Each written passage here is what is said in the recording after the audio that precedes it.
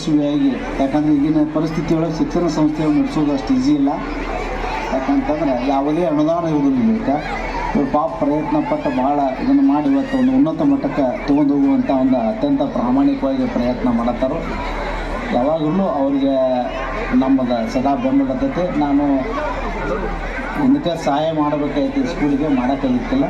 ಈ ಶೈಕ್ಷಣಿಕ ವರ್ಗದಲ್ಲಿ ನನ್ನಿಂದ ಎಷ್ಟು ಆಕತ್ತೆ ಈ ಸಂಸ್ಥೆಗೆ ಸಹಾಯ ಮಾಡುತ್ತೇನೆ ಎಂಬ ಮಾತನ್ನು ಹೇಳುತ್ತಾ ಇವತ್ತು ಈ ನನ್ನ ಸಭೆಗೆ ಅತಿಥಿಯಾಗಿ ಕರೆಸಿ ಮಾತನಾಡಲು ಅವಕಾಶ ಮಾಡಿಕೊಟ್ಟು, ಎಷ್ಟೋ ಕಷ್ಟ ಬಂದ್ರು, ಎಂಥ ತ್ರಾಸಾದ್ರೂ ಕೋವಿಡ್ದಾಗ ಅಷ್ಟಿಟ್ಟು ತ್ರಾಸ ಆಗಲಿಲ್ಲ ಅವಂಗ, ಆದರೂ ತನ್ನ ಛಲ ಬಿಡಲಿಲ್ಲ ಅವ.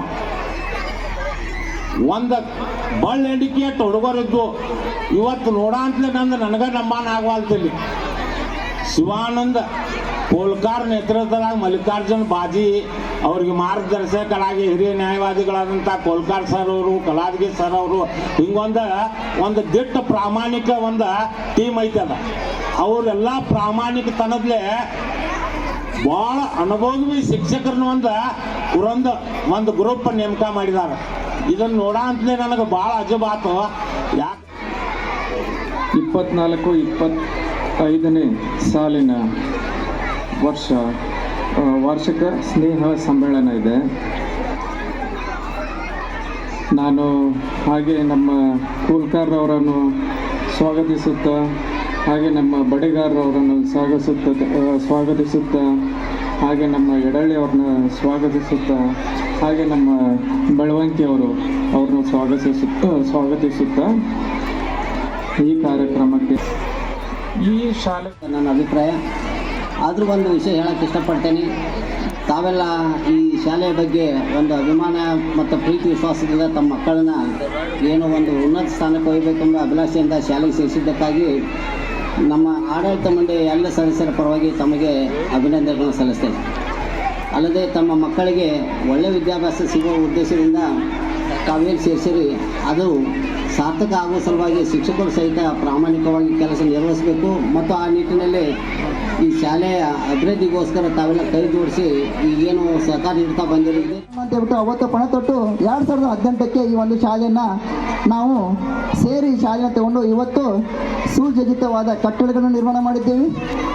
ವಿಶಾಲವಾದ ಒಂದು ಮೈದಾನವನ್ನು ನಿರ್ಮಾಣ ಮಾಡಿದ್ದೀವಿ. ಸೊ 1ರಿಂದ 5ನೇ ತರಗತಿವರೆಗೂ ಇವತ್ತು ಈ ಶಾಲೆಯಲ್ಲಿ ಸುಮಾರು 350ಕ್ಕೂ ಹೆಚ್ಚು ವಿದ್ಯಾರ್ಥಿಗಳು ಒಂದು ವ್ಯಾಸಂಗ ಪಡಿತಿದ್ದಾರೆ. ಸೊ ಇದೊಂದು ನಮಗೆ ಹೆಮ್ಮೆ ಪಡುವಂಥ ವಿಷಯ. ಸೊ ಅದೇ ರೀತಿಯಾಗಿ ತಾವು ಬೇರೆ ಬೇರೆ ಶಿಕ್ಷಣ ಸಂಸ್ಥೆಗಳನ್ನ ನೋಡಿದ್ದೇ ಆದಲ್ಲಿ ಅಲ್ಲಿ ದುಬಾರಿವಾದ ಶುಲ್ಕವಿದೆ. 20, 9, 10 ಮಟನೂ ನಾವು ಇಲ್ಲಿ ಶಾಲೆಯನ್ನು ಪ್ರಾರಂಭ ಮಾಡ್ತೇವೆ. ಅದರ ಜೊತೆಗೆ ಕಾಲೇಜನ್ನು ಇಲ್ಲಿ ಪ್ರಾರಂಭ ಮಾಡ್ತೇವೆ ಅಂತ ಹೇಳಕ್ಕೆ ನಾನು ಬಯಸ್ತೇನೆ ಗೆಳೆಯರೆ. ನಮಗೇನು ಬೇಕಾಗಿದೆ ಅಂತಂದರೆ ಸಮಾಜದಿಂದ ಒಂದು ಪ್ರೋತ್ಸಾಹ ಬೇಕಾಗಿದೆ, ಸಮಾಜ ಜನರಿಂದ ಪ್ರೋತ್ಸಾಹ ಬೇಕಾಗಿದೆ. ನಾವು ಯಾವುದನ್ನು ಗಳಿಸ್ಬೇಕು ಬಂದಿಲ್ಲ, ನಾವು ಯಾವುದನ್ನು ಇಲ್ಲಿಂದ ಒಯ್ಬೇಕಂತ ಬಂದಿಲ್ಲ. ಇಲ್ಲಿ ಏನಾದರೂ ಬಂದಿದ್ದೇವೆ ಅಂತಂದರೆ ಒಳ್ಳೆಯ ಶಿಕ್ಷಣ ಕೊಡಬೇಕು, ಮಕ್ಕಳ ಒಂದು ಭವಿಷ್ಯವನ್ನು ರೂಪಿಸ್ಬೇಕು ಅಂತೇಳಿ ನಾವು ಕೆಲಸ ಮಾಡ್ತಾ ಇದ್ದೇವೆ ಗೆಳೆಯರೆ. ಇವತ್ತು ನಾನು ಕೂಡ ಒಂದು ಸಂಘಟನೆಯಲ್ಲಿ ಕೆಲಸ ಮಾಡ್ತಾ ಇರ್ತೀನಿ. ಪ್ರಾರಂಭದಲ್ಲಿ ಜಿಲ್ಲಾ ಅಧ್ಯಕ್ಷನಾಗಿದ್ದೀನಿ. ನಮ್ಮ ಉದ್ದೇಶ ಏನಿದೆ ಅಂತಂದರೆ ನಾನು ಸಾಕಷ್ಟು ಶ್ರಮವಹಿಸಿ ಕೆಲಸ ಮಾಡುವ ಸಮಯದಲ್ಲಿ ಅಡೆತಡೆಗಳು ಬಂದಿದ್ದಾವೆ. ಆದರೆ ನನ್ನ ಮಾರ್ಗದರ್ಶನದಂಥ ಎಲ್ಲ ಸಮಾಜ ಜನರಿಗೆ ನಾನು ಮತ್ತೊಮ್ಮೆ ನಿಮಗೆ ಮನವಿ ಮಾಡ್ಕೊತೀನಿ, ಮುಂದಿನ ದಿನಗಳಲ್ಲಿ ತಾವೆಲ್ಲರೂ ಸಹಕಾರ ನೀಡಿದ್ದಾದರೆ ನಾವು ಈ ಶಾಲೆಯನ್ನು ಇನ್ನೂ ಉನ್ನತವಾದಂಥ ಸ್ಥಾನಕ್ಕೆ ಒಯ್ತೇವೆ. ನಿಮ್ಮ ಎಲ್ಲರ ಮಕ್ಕಳ ಉಜ್ವಲವಾದಂಥ ಭವಿಷ್ಯವನ್ನು ನಾವು ರೂಪಿಸ್ತೀವಿ. ಇವತ್ತು ನೋಡ್ರಿ, ನಮ್ಮ ಶಾಲೆಯಲ್ಲಿ ಕಲಿತಂಥ ಹುಡುಗ ನಮಗೆ ಬಂದಲ್ಲಿ ಭೇಟಿಯಾಗಿರ್ತಾನೆ, ಅವ್ನು ಯಾರಿಗೆ ಪರಿಚಯ ಇರೋಂಗಿಲ್ಲ, ಸೆಕೆಂಡ್ರಿ ಹೋಗ್ತಾ ಇದ್ದಾನೆ. ಇವತ್ತು ನಮ್ಮ ಶಾಲೆಯಲ್ಲಿ ಕಲಿತಂಥ ಹುಡುಗ ಸೆಕೆಂಡ್ರಿ ಹೋಗ್ತಾ ಇದ್ದಾನೆ. ಅವನು ಸರ ನಾನು ನಿಮ್ಮ ಶಾಲೆಯಲ್ಲಿ ಕಲ್ತಿದ್ದೇನೆ ರೀ ಅಂತ ಅವನು ಮಾತಾಡಿಸ್ತಾನೆ. ಆ ಹೆಮ್ಮೆ ನಮಗೆ ದೊಡ್ಡದು, ಆ ಹೆಮ್ಮೆ ಬೇಕಾಗಿದೆ ನಮಗೆ. ನಮ್ಮ ಶಾಲೆಯಲ್ಲಿ ಕಲಿತು ಮುಂದಿನ ದಿನದಲ್ಲಿ ಅವರು ಉನ್ನತವಾದಂಥ ಹುದ್ದೆಗೆ ಹೋಗಬೇಕು. ನಾವು ಕೂಡ ನಮ್ಮ ಒಂದು ಸಂಸ್ಕೃತಿ ಫೌಂಡೇಶನ್ ಎಂಬ ಮುಖಾಂತರ ಬೈಲಹೊಂಗಲ ನಾಡಿನಲ್ಲಿ ಯಾರೂ ಕೂಡ ಮಾಡದೇ ಇರುವಂಥದ್ದು ಅನಾಥಾಶ್ರಮ, ವೃದ್ಧಾಶ್ರಮವನ್ನು ಸೇವೆ ಎಂಬ ರೂಪದಲ್ಲಿ ಮಾಡ್ತಾ ಇದ್ದೇವೆ ಗೆಳೆಯರೆ. ಇವತ್ತು ನಮ್ಮ ಸಂಸ್ಕೃತಿ ಫೌಂಡೇಶನ್ ಮುಖಾಂತರ ತಮಗೆಲ್ಲರಿಗೂ ಹೇಳ ಬಯಸೋದೇನಂತಂದರೆ, ಮುಂದಿನ ದಿನಗಳಲ್ಲಿ KS, IAS ಯಾರಾದರೂ ಉಚಿತವಾಗಿ ಕಲಿಬೇಕನ್ನುವಂಥ ಉದ್ದೇಶ ಇಟ್ಕೊಂಡ್ರೆ ನಮ್ಮನ್ನು ಸಂಪರ್ಕ ಮಾಡಿರಿ, ನಮ್ಮ ಭವಿಷ್ಯದ ಮಕ್ಕಳಿಗೆ. ಯಾಕಂತಂದರೆ ಇವತ್ತು ಶಿಕ್ಷಣ ಎಂಬುದು ಬಹಳ ಅಮೂಲ್ಯವಾಗಿದೆ. ಈ ಶಿಕ್ಷಣವನ್ನು ಯಾರೂ ಕೂಡ ಉಚಿತವಾಗಿ ದಾರಿ ಇರುವುದಿಲ್ಲ, ಎಲ್ಲರೂ ದುಡ್ಡಿಗಾಗಿ ದಾರಿ ಇರ್ತಾ ಇದ್ದಾರೆ. ಬಟ್ ನಮ್ಮ ಉದ್ದೇಶ ಏನಿದೆ ಅಂತಂದರೆ ನಾವು ಇದನ್ನು ಸೇವೆ ಅನ್ನುವಂಥ ರೂಪದಲ್ಲಿ ಇವತ್ತು ನಾವು ಏನೂ ಒಯ್ಯಂಗಿಲ್ಲ, ಸತ್ರ ಎಲ್ಲ ಇಲ್ಲೇ ಬಿಟ್ಟು ಹೋಗ್ತೇವೆ. ಏನಾದರೂ ಅಂದರೆ ಒಳ್ಳೆಯದು ಮಾಡಿದ್ದೇವೆ ಅಲ್ಲಪ್ಪ ಅನ್ನುವಂಥದ್ದನ್ನು ಒಂದು ಒಯ್ತೇವೆ ಅನ್ನುವಂಥ ಮಾತನ್ನು ನಾನು ಈ ಮೂಲಕ ಹೇಳಿ ನಾನು ಒಂದೆರಡು ಮಾತು ಮುಗಿಸ್ತೇನೆ. ಮಾಡಿ ಹೆಜ್ಜೆಯನ್ನು ಇಡ್ತಾರೆ. ಇವತ್ತು ವೃದ್ಧಾಶ್ರಮವನ್ನು ತೆಗೆದಿದ್ದಾರೆ, ಅನಾಥಾಶ್ರಮವನ್ನು ತೆಗೆದಿದ್ದಾರೆ. ಅದರ ಜೊತೆಗೆ ಅಲ್ಲಿರ್ತಕ್ಕಂಥ ಬಡ ಮಕ್ಕಳಿಗೂ ಕೂಡ ಅಲ್ಲಿ ಶಿಕ್ಷಣವನ್ನು ಕೊಡಬೇಕು ಅನ್ನುವಂಥ ಮಹದಾಶೆಯನ್ನು ಇಟ್ಕೊಂಡಿರ್ತಕ್ಕಂಥ ಅಪರೂಪದ ವ್ಯಕ್ತಿತ್ವವನ್ನು ಹೊಂದಿರತಕ್ಕಂಥವರು ನಮ್ಮ ಶಿವಾನಂದ ಕೋಲ್ಕಾರ್ ಅವರು. ಅದರ ಜೊತೆಗೆ ಈ ಒಂದು ಶಾಲೆಯಲ್ಲಿ ಸುಮಾರು 360ಕ್ಕೂ ಹೆಚ್ಚು ಮುದ್ದು ವಿದ್ಯಾರ್ಥಿಗಳು ವ್ಯಾಸಂಗ ಮಾಡ್ತಾ ಇದ್ದಾರೆ ಅನ್ನುವಂಥದ್ದನ್ನು ನಾನು ಕೇಳ್ಪಟ್ಟೆ. ಪ್ರತಿ ವರ್ಷವೂ ಕೂಡ ಈ ಶಾಲೆ ಬೆಳವಣಿಗೆ ಆಗ್ತಾ ಹೋಗ್ತಾ ಇದೆ. ಬಹಳಷ್ಟು ಖುಷಿ ಆಗ್ತದೆ, ಹೆಮ್ಮೆ ಅನ್ನಿಸ್ತದೆ.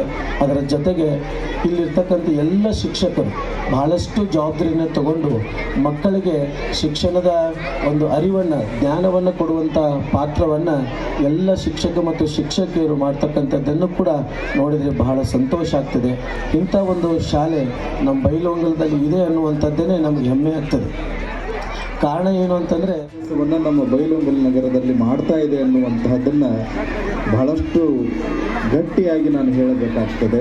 ಇವತ್ತು ಶಿವಾನಂದ ಕೋಲ್ಕಾರ್ ಅವರು ಅವರ ಎಲ್ಲರ ಒಂದು ಏನು ಟೀಮ್ ಅದ, ಆ ಎಲ್ಲರೂ ಕೂಡ ಬಹಳಷ್ಟು ಕ್ರಿಯಾಶೀಲರಾಗಿ ಮತ್ತೆ ಏನು ಮಾಡ್ಬೋದು ಶಾಲೆಗೆ, ಮತ್ತೆ ಏನನ್ನು ನಮ್ಮ ಮಕ್ಕಳಿಗೆ ಕೊಡ್ಬೋದು ಅನ್ನುವಂತಹ ವಿಚಾರವನ್ನು ಇಟ್ಕೊಂಡು ಬಹಳಷ್ಟು ಉತ್ಸುಕರಾಗಿ ಇವತ್ತು ಸೇವೆಯನ್ನು ಮಾಡ್ತಾ ಇದ್ದಾರೆ. ನಿಮ್ಮ ಎಲ್ಲರ ಸಹಕಾರ ಈ ಶಾಲೆಗೆ, ಆ ಎಲ್ಲ ಶಿಕ್ಷಕರಿಗೆ ಇದ್ದರೆ ಇನ್ನಷ್ಟು ಈ ಶಾಲೆ ಮತ್ತೆ ಮುಂದೆ ಬರ್ತದೆ ಅನ್ನುವಂತಹ ಮಾತನ್ನು ಎಲ್ಲರಿಗೂ ಹೇಳ್ತಾ ಇವತ್ತಿನ ದಿವಸ ಇಲ್ಲೆಲ್ಲ ವಿದ್ಯಾರ್ಥಿಗಳು ಒಂದೊಂದು ರೂಪಕಗಳನ್ನು ಮಾಡೋದ್ರ ಮೂಲಕ ಆಗಲೇ ಬಹಳಷ್ಟು ಒಳ್ಳೆಯ ಕಾರ್ಯಕ್ರಮಗಳನ್ನು ನೀಡಿದರು ಅಂತ ತಿಳ್ಕೊಂಡು ನಾನು ಫೋನಲ್ಲಿ ಕೇಳಿಕೊಂಡೆ. ನಿಜವಾಗಲೂ ಅಂತಹ ಮಕ್ಕಳಿಗೆ ಇವತ್ತು ಕೇವಲ ಮಕ್ಕಳಿಗೆ ಶಿಕ್ಷಣ ಕೊಡುವುದು ಅಷ್ಟೇ ಮುಖ್ಯ ಅಲ್ಲ, ಆ ಶಿಕ್ಷಕರೊಂದಿಗೆ ಶಿಕ್ಷಣ ಸಂಸ್ಥೆಯ